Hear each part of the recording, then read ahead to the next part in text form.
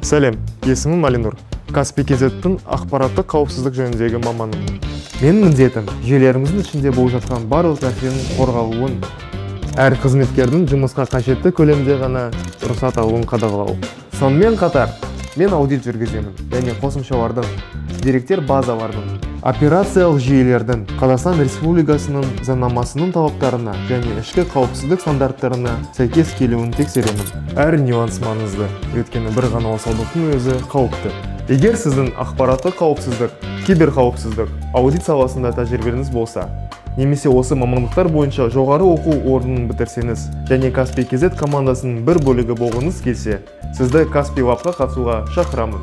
Ол үшін 25 сәуірге дейін сайтта өтінім толтыру, 26 сәуірде өтетін вебинарға қатысу, 27 сәуірге дейін тест тапсырмасын орындап, сұхбаттан өту қажет. Үздік үміткерлер Каспий KZ-тен оффер алады.